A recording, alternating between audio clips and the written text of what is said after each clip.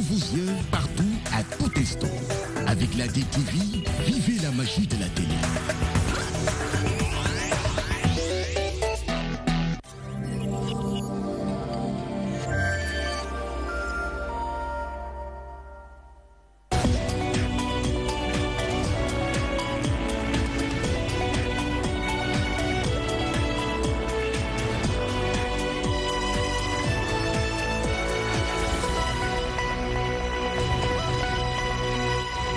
Bonsoir à toutes et à tous. Merci de nous suivre sur DTV. Les titres de ce journal. Ouverture provisoire de l'autoroute Ila Touba. Ce jeudi, les chauffeurs se réjouissent de cette nouvelle. Toutefois, ils déplorent le manque d'éclairage et invitent les usagers à la prudence sur cette axe. Attribution du marché de l'eau à la société Suez. Les consuméristes demandent des comptes à l'État. La SCOSEN martèle qu'une augmentation du prix ne passera pas. Maître Mansour Nakan évoque le manque d'expérience de l'entreprise concernée. Les étudiants orientés dans le privé s'inquiètent pour leur avenir. Ils exigent de l'État le paiement intégral des 16 milliards dus aux établissements privés. Ces étudiants n'excluent pas des manifestations afin de se faire entendre. Et enfin, marché Boubès dans un état de délabrement très avancé. Les commerçants sont laissés à eux-mêmes. La main tendue par la première dame pour la réhabilitation du site s'est heurtée au refus de l'équipe municipale de Djid Thiaroye-Kao. Nous en parlerons en fin d'édition.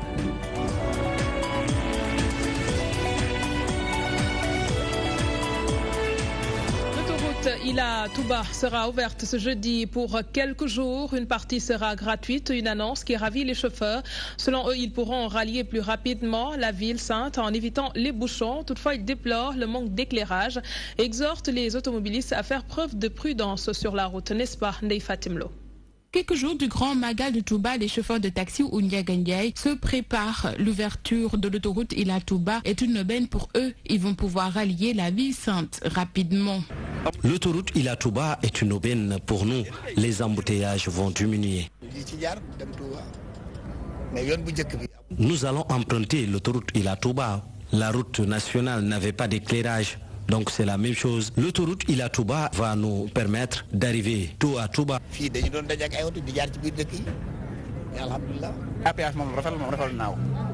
L'autoroute Ila Touba va faciliter notre travail durant le Magal.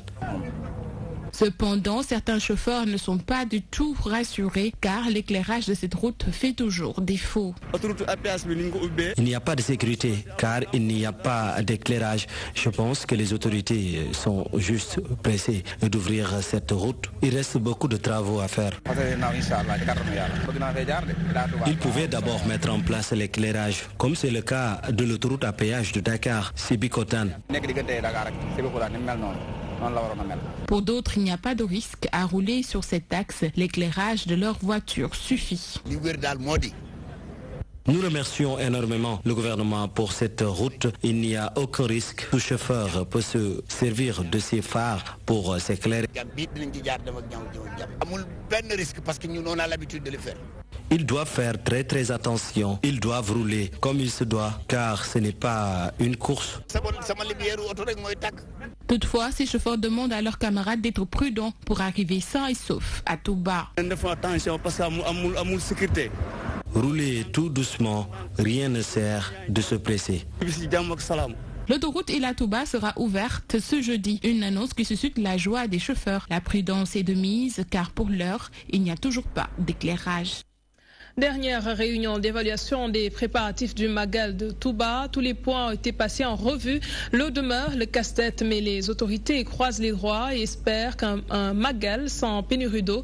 La réunion a été présidée par le ministre de l'Intérieur à la résidence Khadimou Rassoul. Voici Ali Ngouindia au micro d'Elash Modougay.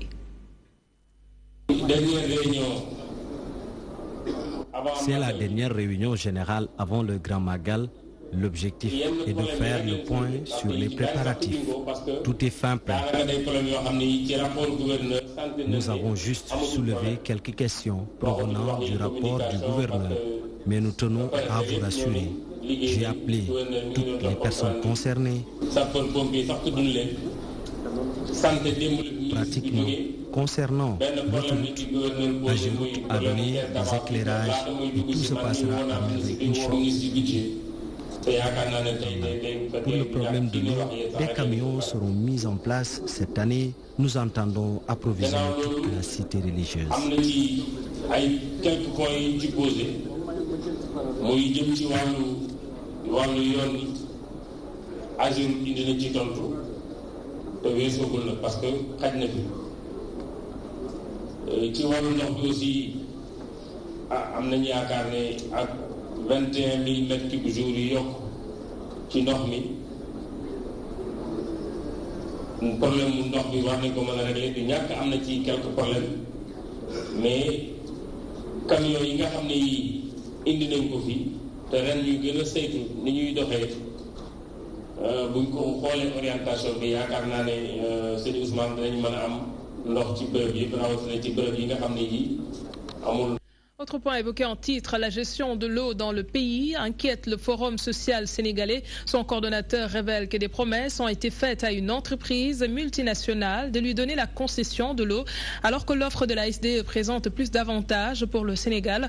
Mamadou Mignane Diouf confie que Suez est connu pour ses scandales. Il exige des éclaircissements sur les résultats de l'appel d'offres international lancé en mai 2016 par le ministre de l'Hydraulique et interpelle par ailleurs l'opinion publique sur les dangers que court le pays. Aïda Mennias nous en dit plus. Le Forum social sénégalais et son réseau Conseil citoyen droit à l'eau et à l'assainissement sont très remontés contre l'État. Ils le soupçonnent de vouloir confier la gestion de l'eau à une entreprise qui a fait faillite partout où elle est passée. Et on se réveille le 23 octobre 2018, on voit dans un des journaux de la place que Suez a gagné le marché provisoirement, le temps sans doute d'avoir la confirmation. Cela donc nous a poussé à savoir, à se dire, est-ce que cela veut dire donc que les soupçons que nous avions, les informations que nous avions glanées parlant de promesses fermes faites à Suez pour s'occuper de l'eau au Sénégal, est-ce que c'est cela qui est en train de se confirmer? Voilà donc pourquoi nous avons voulu interpeller l'opinion nationale et internationale. Mignane Diouf du Forum social sénégalais indique par ailleurs que la dernière pénurie d'eau qui a fait trembler dernièrement la capitale fait partie du complot qui était fait pour diaboliser la SDE. Dans ce travail technique, les canaux de Kermont Marsar ont été confiés à une filiale de Suez. Donc s'il y a sabotage, c'est celui qui est en train d'installer avec celui qui lui ont chargé d'installer, qui sans doute sont les responsables de ce sabotage-là. Et il faut donc que journalistiquement aussi, que nous essayions de voir qu'est-ce qui explique la diabolisation d'une entreprise où il y a au moins 42% du capital qui appartient à des Sénégalais. Le FS compte porter le combat au niveau international afin d'apporter des éclaircissements sur ces dossiers. Nous allons donc dérouler un plan d'action dans les jours à venir avec toutes les centrales syndicales présentes ou non dans le secteur. Et nous allons aussi donc prendre contact et langue avec l'ensemble du réseau mondial, du Forum mondial travaillant sur l'eau au niveau citoyen, au niveau africain et sous-régional, et profiter de toutes les rencontres internationales pour dénoncer la nébuleuse qui a prévalu dans ce dossier depuis 6 mois. Et dénoncer Suez là où elle est, et partout où elle est. Mais aussi dénoncer les ajustements très douteux qu'on a constatés dans ce dossier-là. Le Forum social lance un appel à l'opinion publique pour que nul n'ignore les dangers que court le pays sur la question de la gestion de l'eau, une gestion qui serait entre les mains d'une entreprise connue pour ses scandales. L'attribution du marché de l'eau à la société française Suez suscite des inquiétudes chez les associations de consommateurs. La SCOSEN avertit et déclare qu'une augmentation du prix de l'eau ne sera pas acceptée. Parallèlement, Maître Massornekan soutient que l'entreprise Suez n'a qu'une expérience en matière de distribution de l'eau. Si un consumériste invite le gouvernement à expliquer son choix sur la société en question, le point avec Code Ndiaye. Les associations de consommateurs ont du mal à comprendre l'attribution du marché de l'eau à la société Suez. Pour ces consuméristes, cette attribution suscite déjà des interrogations auxquelles l'État est tenu de répondre. Aujourd'hui, le budget de la SDE s'arrête au 31 décembre. Et donc, tout ce qui n'est pas commandé avant le 31 décembre ne pourra pas être commandé par la SDE parce que n'étant pas prévu. Or, il y a un certain nombre de produits qu'utilise la société pour pouvoir rendre potable l'eau. Et ces produits doivent être commandés plusieurs mois à l'avance. Donc aujourd'hui, si il n'y a pas de dispositions spéciales qui sont prises, on va se retrouver avec une situation où il n'y aura plus donc de disponibilité de ces produits-là et on risque d'avoir de l'eau non potable. Alors qu'on est à 2 mois de la fin du contrat de la SDE, pourquoi avoir attendu alors que c'était 6 mois? Pourquoi avoir attendu 5 mois, tout ce temps-là, pour nous dire tout d'un coup c'est Suez? Ça, c'est une interrogation que nous nous posons, parce qu'il va y avoir le problème de la transition, parce qu'il y a les délais de recours aussi. C'est-à-dire que c'est une attribution provisoire, et les autres, SDE ou Veolia, peuvent faire des recours. Ça va prendre du temps. Alors que le contrat de SDE finit le 31 décembre. Comment la transition va se faire entre la SDE qui termine et Suez peut-être qui sera attributaire définitive? Autre inquiétude soulevée par ces défenseurs des consommateurs, le prix du mètre cube qui risque de connaître une hausse, ce qui serait inacceptable. Si l'État choisit quelqu'un qui est plus cher, si on fait une vérité des prix, les prix seront beaucoup plus chers. Maintenant, l'État n'a qu'à se débrouiller pour absorber, en tout cas la différence, mais nous, consommateurs, nous n'accepterons pas que l'État augmente le prix de l'eau tout simplement parce qu'il a choisi quelqu'un de plus cher. L'État n'a qu'à renégocier en lui proposant de payer le prix que SDE avait proposé. Ou en tout cas, il n'a qu'à se débrouiller, mais nous, on n'acceptera pas qu'il y ait une augmentation du prix de l'eau. L'expérience de la société Suez dans la distribution de l'eau est aussi remise en cause. On ne connaît pas à Suez une grande expérience en matière de distribution d'eau. Ce qu'ils savent faire, principalement, c'est la fabrication d'usines. C'est eux qui ont fabriqué KMS1, KMS2 et qui vont fabriquer KMS3. Alors donc, à part une ville du Maroc et Alger, on ne leur connaît pas des affermages, une expérience en matière d'affermage. Ça aussi, c'est un élément d'appréciation. La balle est donc dans le camp du gouvernement sénégalais pour éclairer la lanterne des concitoyens avant l'attribution définitive. La Fédération nationale des boulangers du Sénégal hausse le ton pour dénoncer la concurrence déloyale sur le marché, l'anarchie dans la distribution du pain et l'ouverture illégale de boulangeries dans le pays. Ses membres ont aussi déploré vigoureusement la vente du pain dit tapalapa. Pour eux, ce genre de pain a des effets néfastes sur la santé des populations. À Mbour, nous rejoignons Mamadou Diop. La distribution clandestine du pain, l'ouverture illégale de boulangeries, la concurrence déloyale sur le marché sont entre autres les récriminations des boulangers du Sénégal. Comme vous le savez, en 2017, décembre 2017, nous avions organisé ce qu'on appelle les assises de la boulangerie. Nous avons sorti des conclusions phares. La première, c'est comment organiser les ouvertures de boulangerie. Tantôt, les gens ouvrent n'importe comment. Il faut maintenant une autorisation d'ouverture de boulangerie. Comment interdire, par exemple, la vente du pain dans les boutiques, par exemple, ou par rapport à l'hygiène. D'ailleurs, c'est le thème aujourd'hui, l'hygiène. L'hygiène dans nos boulangeries aussi. L'hygiène dans la distribution du pain. L'hygiène dans les points de vente. Mais aussi l'anarchie. L'anarchie, encore une fois, des ouvertures de boulangerie. Ça, il faut que ça cesse. Réunis dans une fédération, les professionnels de la boulangerie ont profité de leur face-à-face avec la presse pour dénoncer rigoureusement la commercialisation du pain dit tapalapa. Il faut que l'État du Sénégal nous dise, en réalité, est-ce qu'il est là pour la sécurité et la santé de la population? Laisser ce phénomène continuer, c'est de tuer à petit feu les Sénégalais. Et nous, ce n'est pas nos concurrents. Encore une fois, mais nous alertons simplement qu'un danger est en train de se faire. Je n'ai pas besoin aujourd'hui ici d'expliquer techniquement le pourquoi ce phénomène ne doit pas exister. Pour donner aux consommateurs du pain de qualité, les boulangers du Sénégal vont organiser un concours et les 4 premiers vont être primés, a dit le patron de la boulangerie du Sénégal. Et le vainqueur ici va bénéficier d'une formation au Canada ou bien en France, et aussi il va avoir comme une récompense de plus de 1 million de francs CFA. 8 millions de baguettes de pain sont produites chaque jour pour un chiffre d'affaires de plus de 6 milliards de francs CFA. Le secteur emploie plus de 4000 jeunes, a fait savoir le président de la Fédération des boulangers du Sénégal. Et un mot d'éducation dans ce journal. La FEPES a décidé de fermer ses portes aux étudiants orientés dans le privé par l'État. Ce malgré l'apurement d'une partie de la dette. Le cadre unitaire national des étudiants orientés dans le privé fustige le manque de considération des autorités à leur égard. Ils exigent du gouvernement le paiement intégral des 16 milliards dus aux établissements privés afin qu'ils puissent continuer leurs études. Ces étudiants comptent mettre un plan B à exécution pour se faire entendre. C'est ce qu'ils ont confié à Adjaranyay.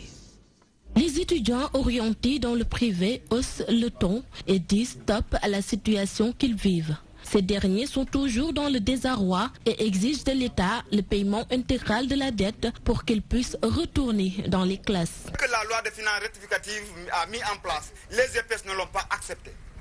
Les établissements privés d'enseignement supérieur disent que eux, si la somme totale n'est pas soldée, les étudiants ne retournent pas dans les salles. Aujourd'hui, je n'ai pas un intérêt de vouloir solder une petite somme.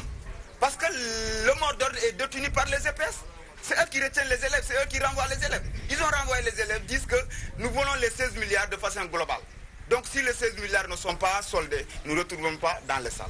Donc c'est ce qui sous-entend que les 3 milliards n'ont pas de sens. Verser la somme totale qu'il doit qu'on nous retourne dans les salles. Déterminés, ces étudiants comptent mettre leur plan B en action pour faire réagir les autorités. Parce que s'il y a un problème ici, c'est qu'on doit apporter toutes les autorités. On les a appelés, on est allé les voir, on a discuté. Mais jusque-là, notre problème n'a pas été satisfait. C'est pourquoi aujourd'hui nous parlons avec un cœur très meurtri. Un cœur très meurtri, cela veut dire qu'aujourd'hui, nous parlons que parce que nos larmes, nous avons pleuré, nos larmes se sont cessées. Nous n'avons rien à dire maintenant. L'argent soit soldé pour que les établissements privés soient payés. Si cela n'est pas fait, mesdames et messieurs, retenez que les étudiants qui sont là, ils n'ont peur de rien. Parce que quiconque qui ne croit à rien, l'avenir de quelqu'un est bafoué, il n'a peur de perdre la vie. Et nous avons un slogan qui dit que nous serons les prochains Faloussen. Après l'avance de 3 milliards sur 16, les établissements privés de l'enseignement supérieur avaient promis de reprendre les étudiants, mais ces derniers n'ont toujours pas repris les cours. Raison pour laquelle CUNEUP exige du président Sall le règlement de ce problème le plus rapidement possible. Le chapitre politique, le leader de Gumsebop et celui de Sénégal Boubès se donnent la main dans le cadre du processus de sécurisation du vote. Au soir du 24 février 2018, Bougane Gueye Dany et Maître Mamadama Gueye dénoncent les agissements du pouvoir qui cherche à orchestrer, selon eux, un hold-up électoral. Le chef de file de Gumsebop a décidé d'envoyer un émissaire dans le comité chargé de sécuriser le vote mis en place par Maître Mamadama Gueye. Suivons-les au micro de Codé Ndiaye. On peut d'abord citer l'article 27 du Code des communications numériques, dont la volonté évidente est de neutraliser et de se donner les moyens de neutraliser les réseaux sociaux le cas échéant. Deuxième point, c'est la volonté du pouvoir de contrôler totalement l'information. Vous avez d'abord un militant de l'APR à la RTS, un militant de l'APR au Soleil, et ils ont complété en mettant à la tête du CNRA, M. Babacar Diagne, qui est un homme docile à tous les pouvoirs et qu'on connaît très bien. D'ailleurs, M. Babacar Diagne s'est déjà illustré en faisant des injonctions très fortes au groupe des médias. Le troisième élément que j'ai constaté, c'est que tout le monde l'a entendu. Nous ne voyons pas pour quelle raison le gouvernement décide subitement de suréquiper les forces anti-émeutes. C'est vrai, chacun de son côté était en train de réfléchir ou avait son dispositif à un niveau interne. Alors, avec cette initiative, nous aurons à mutualiser nos forces pour identifier tout ce qui est risque afin d'avoir un process opérationnel pour sécuriser le vote des Sénégalais. Je crois que c'est une démarche extrêmement importante, une démarche de rupture. Le président du CNRA, Babacar Diagne, qui faisait face à la presse cet après-midi. Nous y reviendrons très certainement dans nos prochaines éditions. Et puis le balai de responsables politiques à Touba se poursuit. Le leader du mouvement Teki a été reçu ce mardi par le khalife général des Mourides. Mamadou Lamine Diallo accuse l'État de vouloir gérer un juteux business de 50 milliards de dollars en signant un contrat d'exploitation du gisement de fer de la Falémé. Pour plus de détails, écoutons-le au micro de Elhaj Modougueye. Le président Macky Sall doit terminer son travail de président dans quelques mois, au mois de février, donc il ne peut pas engager le pays pour 20 ans, 30 ans, 35 ans. Ensuite, la Constitution, comme je l'ai dit, lui interdit de faire ça, puisque lui-même reconnaît que les ressources appartiennent au peuple. Avant, on disait que ça appartenait à l'État. L'État étant représenté par l'institution, le président là. Ce n'est plus le cas aujourd'hui. Il faut qu'il consulte le peuple, les représentants du peuple que nous sommes, les experts, la société civile sur cette affaire qui est extrêmement sérieuse. On parle, c'est un business de 50 à 60 milliards de dollars. Et ce n'est pas une affaire simple. Et encore une fois, la preuve, ce projet existe depuis les années 70-75. Moi-même, j'étais élève à l'école des mines de Paris, n'a pas réussi à le faire. On a essayé avec Kumba, ça a échoué, avec Mittal, ça a échoué. Alors, jamais 203, il vaut mieux s'arrêter. C'est ce que nous disons au gouvernement. S'ils sont encore des patriotes, eh bien, ils ne devraient pas engager le Sénégal dans cette affaire-là. Ensuite, vous savez que c'est une question géopolitique, géostratégique. C'est au cœur aujourd'hui du conflit entre les États-Unis et l'Europe, la question de l'acier. L'Europe même s'est construite autour de l'acier. Alors franchement, moi je crois que dans cette affaire, il faut savoir raison garder. Vous n'avez pas confiance au Turc? Non, ce n'est pas une question de confiance au Turc, c'est une question de défense, de défendre les intérêts du Sénégal, les intérêts stratégiques. La région de Kédougou, c'est la plus pauvre du Sénégal. La plateforme de veille des femmes pour la paix et la sécurité Otujam outille les femmes leaders communautaires sur le leadership féminin. Une formation qui s'articule autour des techniques de prévention et de médiation pour apaiser les tensions durant la période électorale. La finalité de faire en sorte qu'il n'y ait pas de violence avant, pendant et après les élections. Les détails avec Adam Abitey. La plateforme Otujam forme les femmes leaders sur le leadership féminin pour la paix et la sécurité et les techniques de résolution des conflits. La plateforme de veille mène ses activités, notamment pendant les périodes préélectorales, post-électorales et électorales, et est reconnue la case de la paix qui est installée surtout pendant les périodes électorales et dont l'objectif est de contribuer à la tenue d'élections transparentes, démocratique, libre et apaisé. Cette plateforme participe à la consolidation des élections, mais aussi elle prône le dialogue pour éviter des conflits pendant la période électorale. La formation va s'atteler sur des thématiques liées à la communication non violente, également à tout ce qui relève des violences. Qu'est-ce que je pense de la situation actuelle du pays? Vous avez vu déjà cette agitation qui est en train de se faire et qui ne milite pas en faveur d'élections apaisées. Et c'est la raison pour laquelle le leadership féminin, qui est le support de notre formation actuelle, de la formation présente, va amener les femmes à exercer leur leadership pour la paix et la sécurité. Une contribution qu'elle fait depuis plusieurs années pour des élections apaisées. La plateforme a toujours intervenu durant ces périodes-là. En 2012 déjà, la plateforme s'est activée, a beaucoup contribué à la tenue des élections présidentielles en 2012 et élections présidentielles et élections législatives. En 2014 également, la plateforme a eu à mener des activités en contribution à la tenue d'élections locales apaisées. Et récemment, en 2017, la plateforme a participé aux élections législatives. Ainsi, Otujam s'active autour d'une initiative de sensibilisation pour privilégier la communication en vue d'un processus électoral transparent et non violent au Sénégal. Vous avez sans nul doute entendu parler du marché Boubès. Dans un passé récent, il était au cœur d'un différend entre les communes de Djiddah Thiaroye Kao et Wahina Nimzat. Aujourd'hui, c'est le statu quo. Les commerçants sont laissés à eux-mêmes. Le lieu est dans un état de délabrement très avancé. La première dame, sensible à cette situation, a décidé de le réhabiliter, mais elle s'est heurtée au refus de l'équipe municipale de Djiddah Thiaroye Kao. Les éclairages de Mansour Sow. De loin, on dirait bien un enclos où végètent de petits ruminants. Et pourtant, nous sommes bien dans un marché. Marché Boubès, ici les maîtres des lieux. Ces bonnes dames souffrent véritablement le martyre et créent ainsi le ras-le-bol. Il fait excessivement chaud ici. Regardez, nous sommes obligés d'utiliser nos éventails. Du matin au soir, c'est le même geste à cause de la toiture en zinc.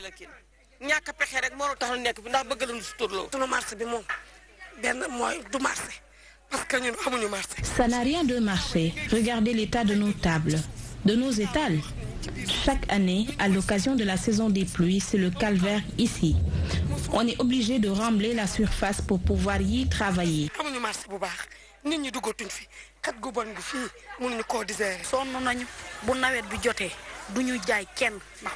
On est vraiment fatigué. Les clients ne viennent même plus ici à cause de la situation du marché. Ils préfèrent aller ailleurs que de venir chez nous.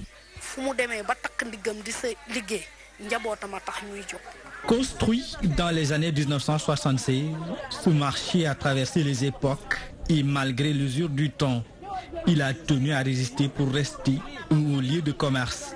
Mais aujourd'hui, force est de constater qu'il ne répond plus aux normes sécuritaires requises pour continuer à recevoir du monde. L'insalubrité déjà, il y a l'insalubrité.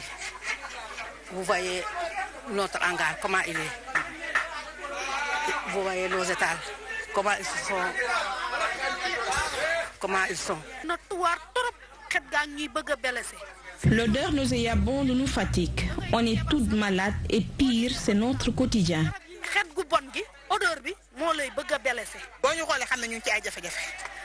Il suffit juste de nous regarder pour savoir qu'on est malade. La saleté et la chaleur qui sévit en ces lieux ne contribuent pas à une bonne santé. Un mal profond, et très profond même, qui a fait réagir les gens sensibles. Au premier lieu, la première dame du Sénégal, Marième Faye Sall, à travers sa fondation Servir le Sénégal. Mais ses ambitions d'aider ces bonnes dames se sont heurtées au refus de la mairie de Djidé Thiaroye Kao. Arrivé au marché Boubès, ils nous ont suggéré d'aller voir les toilettes. Malheureusement, l'état des toilettes était catastrophique et on a jugé nécessaire de faire, de rajouter ça à notre programme. Après avoir démarré les travaux, les dames se sont adressées à nous pour qu'on puisse les aider à vraiment réfectionner là où elles font du moins le travail journalier. Mais c'est dommage, on est obligé de retourner avec le camion. Le temps que maintenant la mairie ou bien les autorités concernées reviennent à de meilleurs sentiments. Après une rude bataille pour le contrôle du marché Boubès entre la commune de Wakhinane Nimzatt et Djidé Thiaroye Kao, et finalement qui a tourné à l'avantage de la dernière nommée, les choses ne semblent pas trop bouger. Commerçants, ouvriers et même clients qui arpentent ce marché s'indignent de son état. Vous l'avez constaté, le temps est poussiéreux, ce qui est synonyme de difficultés respiratoires pour bon nombre de personnes. Une période peu propice également aux laveurs de voitures. Ils peinent à effectuer correctement leur travail et quelquefois des incompréhensions naissent entre eux et les propriétaires de véhicules. Mais ils essaient tant bien que mal de les gérer. Un reportage de notre stagiaire Maoul Ouad. À Dakar, le climat est caractérisé ces derniers jours par la présence de la poussière dans l'air. Un fait pas favorable pour certaines activités. C'est le cas des laveurs de véhicules qui font face à d'énormes difficultés dans l'exercice de leurs fonctions. En ce moment où il y a beaucoup de vent, c'est très difficile de bien nettoyer les voitures. Il y a des moments où on travaille presque pas à cause de la poussière, mais aussi par moments où on travaille mais difficilement.